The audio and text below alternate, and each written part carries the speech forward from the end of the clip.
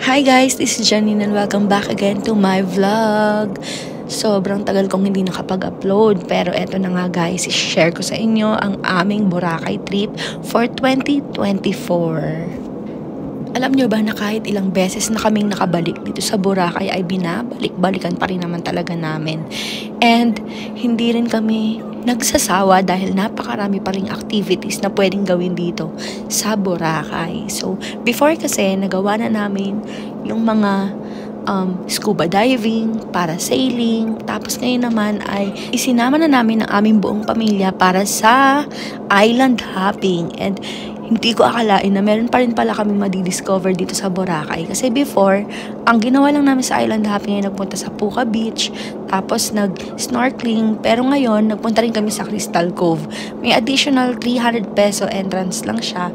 At kung meron kayong senior citizen or PWD ay may less 20% pa. So, eto na nga, nung March 23 ay dumating kami sa Boracay. Sa Caticlan Airport kami. Nakuha namin ang aming plane ticket for 3,500. Binook ko siya noong January 1. For hotel accommodation naman ay binook ko siya noong December. Nakuha ko siya ng 7,000 per room. So dahil 21 packs kaming mag-i-stay sa La Carmela de Boracay, kumuha kami ng 9 rooms. With breakfast na rin yun for 4 days and 3 nights. Binook ko nga pala siya via Agoda. Pwede rin kayo mag-try sa Klook. Ako kasi, tinatry ko kung alin doon yung mas mura. And so far, naging mas mura kasi nung time na yun is yung Agoda. Kaya doon ako nag-book. And since alam ko naman na yung pabalik-balik and pasikot-sikot sa Boracay, nagdi-DIY na lang talaga ako pag napunta dito. Sobrang dali lang naman. Kayang-kaya nyo rin yan. Sa pamasahe naman, from Caticlan Airport hanggang sa port, sasakay kayo ng tricycle, 75 pesos each. Pagdating naman sa port, papunta sa may Boracay Island, magbabayad kayo ng terminal fee, 150 pesos, environmental fee, 150 pesos, and 50 pesos for boat. So, kung meron kayong mga senior ID or PWD ID, may less pa yon. Since free na yung breakfast, ang paproblemahin nyo na lang is yung lunch, dinner, and yung mga merienda. Tapos nung lunch, nag-lunch kami din dito sa La Carmela de Boracay kasi sobrang sulit na and mura. And masarap din siya. So for only 280 pesos kapag in-house guest ka, makakakain ka na nitong napakaraming pagkain sa La Carmela. We are Filipino travelers. 1% swimming, 99% chismis. Ano, kamusta? Sarap tumambay. Buntis ata ulit si Tony Poller. Totoo? At syempre, hindi complete ang experience nyo pag hindi nyo na-try itong hair braid. So, nakuha namin to for 250 pesos. Half ng buhok namin yung hair braid. And meron na rin siyang color. For 150 pesos naman, or pwede mo rin siyang makuha ng 100 pesos kapag walang color or highlights. Twice na ako nakapagpaganito and so far, maganda kasi siya kasi hindi mo na kailangan na anuhin yung buhok mo kasi naka-fix na siya. Mas maganda siya kapag buo, hindi lang kasi bagay sa akin yon. And eto namang henna tattoo is 200 pesos yan nakuha ng tito ko. Ingat lang sa bedsheet nyo kasi may extra charge kapag nadumihan ng inyong bedsheet. At alam nyo ba na ibinalik na ang Sand Castle sa Boracay? 2015 nung una kami nakapagpa-picture dito na may Sand Castle. Tapos pagbalik namin ng 2020, pinagbawal na siya. Pero ngayong 2024 ay meron na ulit. Kasi last year, 2023, nandito rin kami pero wala rin Sand Castle. So si ate ang nagbayad dito pero ang alam ko is 50 pesos ang bayad for the picture taking.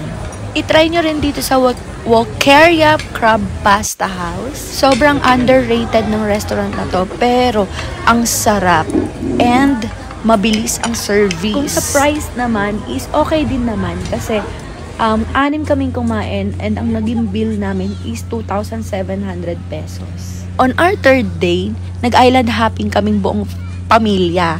So, naka-private tour kami kasi inabot kami ng 23 packs. 21 kasi kami na nakastay sa La Carmela plus 2 packs na nakastay sa Henan Regency.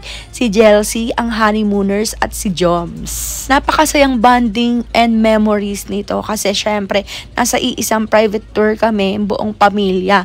Napakabihira kasi sa amin na makapag-outing na magkakasama lahat. And 2 families pala kami dito.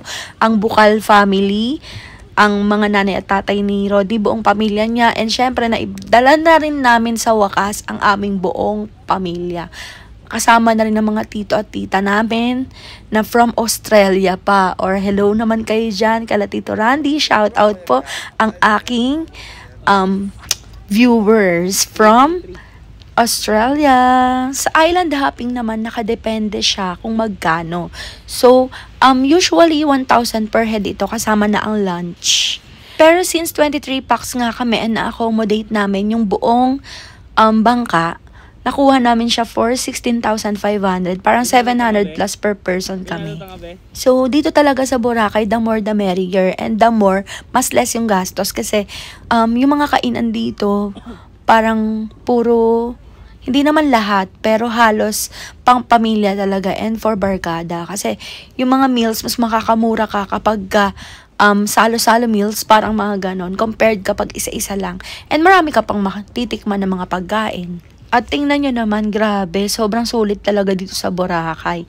Napakadami mong activities na magagawa and sa nature pa lang. Tapos ang ganda ng buhangin. Pero nung nagpunta kami dito, may lumot. Pero, hindi naman nakabawas ng ganda ng Boracay and sobrang nag-enjoy talaga ang buong pamilya namin dito. So, itong island hopping tour namin, ang mga pinuntahan namin is Puka Beach, tapos yung Boracay Sanctuary, which is pwede kayong mag-snorkeling, pero walang nag-snorkeling sa amin, lugi. Lugi ang mga bangkero sa amin dahil mga kuripot ang mga anting nyo. Ayaw kasi nila, takot sila na lumubog sa tubig na hindi nila abot yung sahig. O, diba? Saan ka nakakita? Mag-i-snorkeling pero gusto na aabot ang sahig. So, buhangin lang makikita natin ng mga ante. So, instead na dapat ay after ng snorkeling, magla-lunch kami, napaaga kami, nagpunta na agad kami sa Crystal Cove. Dito sa Crystal Cove, isang island siya which is private resort siya na kailangan mo magbayad ng entrance fee. 300 pesos per head. Kapag ka naman may senior, parang nasa 260 pesos na lang ata yung binayaran ko. Same with PWD card holders. Nung una, ayaw pa namin magsipasok kasi syempre ang mahal nun, 300 pesos per head. Pero nagkaayaan kasi sila ate. Syempre kung pupunta ka dito, di ba, mag-island hopping, sulitin mo na. Tapos sila ate, parang nagyaya sila, gusto daw nilang pumasok. So kami, o sige, ilibre na namin yung iba para makapasok na lang. Kasi syempre, tight din yung budget nila. And yon, sabi ni Rodney, libre na nga lang daw yung iba. And pumasok na kami lahat. Ang ending, lahat kami ay pumasok. And yung mga senior na hindi kayang mag-akyat ng matatarik, kasi medyo matatarik talaga siya. Tapos, meron siyang pababa, which is pupunta ka dun sa cove, and nandoon yung mga hidden gems ng Boracay at ng Crystal Cove. Pag hindi mo yun napuntahan, hindi kompleto ang inyong Boracay trip. Grabe, sobrang ganda talaga. And ang gagaling din ng mga nagpipicture dito. Pwede may isa lang.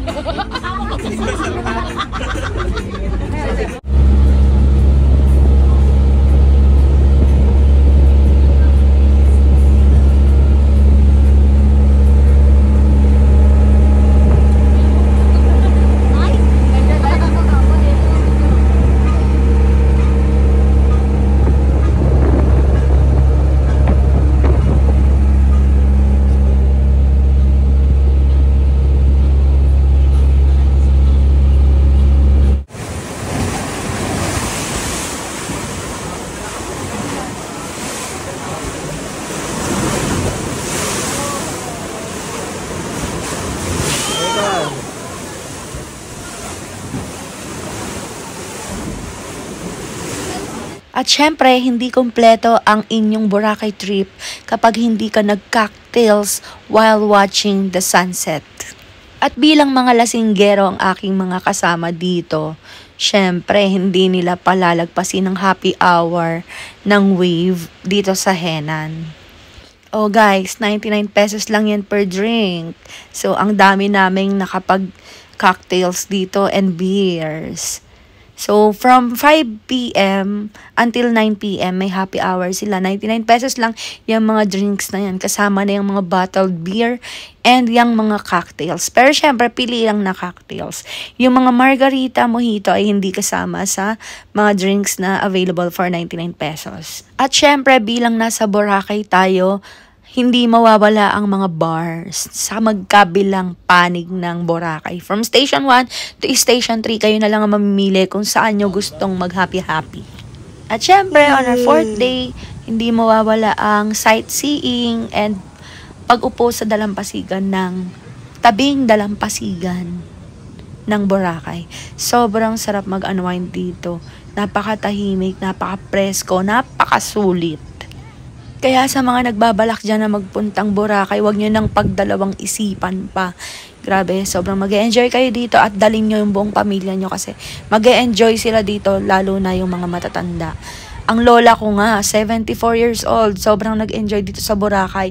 Umaayaw pa yon, pero sobrang na-enjoy niya talaga. And yun yung nakaka-happy ng puso, yung makita sila na masaya.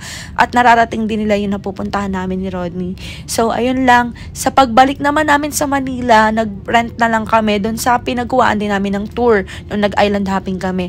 300 pesos each, makakarating ka na via van, transfers, and yung boat kasama ng mga terminal fee, and yung cab from our hotel to port. So, ayun lang. Thank you for watching. Bye!